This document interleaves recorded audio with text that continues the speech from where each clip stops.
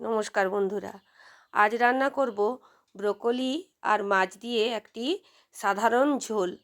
আমি সাধারণত রান্না করি এই ব্রোকলি দিয়ে সাদামাঠা ঝোল, কারণ এটি যেহেতু একটি অতি গুণ সমৃদ্ধ সবজি আর এতে প্রচুর অ্যান্টিঅক্সিডেন্ট রয়েছে, একে বেশি রিচ করে রান্না করা উচিত নয়।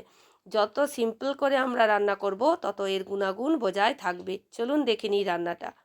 আলু, ব্রোকলি আর এই তেলাপিয়া মাছ দিয়ে, এটা ঠিক তেলাপিয়া নয়, এটা আমরা আমাদের এখানে লাইলনটিকা বলে থাকি, এই মাছ দিয়ে একটা ঝোল রান্না করব। প্রথম মাছগুলিকে ভেজে নিচ্ছি। ব্যবহার করব শিলের মধ্যে নিয়ে নিয়েছি সর্ষে, পোস্ত, জিরে। এই মাছটার সঙ্গে সর্ষের কম্বিনেশনটা খুব ভালো যায়, তাই ঝোল হলেও একটুখানি সর্ষের আমি দিচ্ছি যাতে স্বাদটা ভালো আসে। আর ভাজা হয়ে গেছে, এবার তুলে নেব। এইবার আলুগুলিকে একটু জাস্ট সতে করে নেব, যাতে হালকা একটা ভাজা ভাজা ভাব আসে। বন্ধুরা, ব্রোকলিগুলিকে আমি সেদ্ধ করব না, গরম জলে লবণ দিয়ে এটিকে জাস্ট ভাপ বুলিয়ে নেব ঢাকনা লাগিয়ে। ব্রোকলিগুলিকে আমি ছেঁকে নিয়ে এবার এগুলিকে অল্প তেল দিয়ে হালকা করে ভেজে নেব, কারণ ব্রোকলিকে যদি অতিরিক্ত ভাজা হয় তাহলে এর পুরো গুণটাই নষ্ট হয়ে যায়। নামিয়ে নিচ্ছি।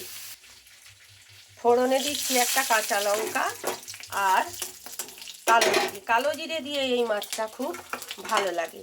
এইবার দিয়ে দিচ্ছি আমার চিড়ে বাটা মশলাটা, হলুদ,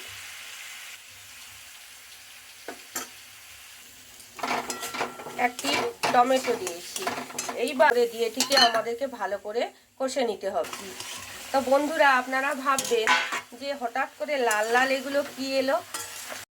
এই ঝোলের সাথে যদি আপনারা গাজরটা অ্যাড করেন খেতে খুবই ভালো লাগবে।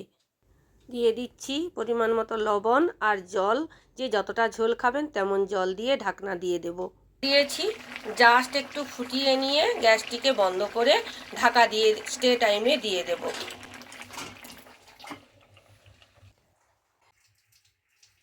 তৈরি হয়ে গেল আমাদের ব্রোকলি এবং তেলাপিয়া মাছের ঝোল।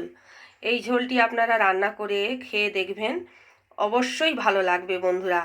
শুধুমাত্র এই ঝোল দিয়েই কিন্তু অনায়াসে ভাত খাওয়া হয়ে যাবে, সাথে কোনো ভাজা ভুজি তরকারি কিচ্ছু লাগবে না, এই এক পদেই খাওয়া হয়ে যাবে। তা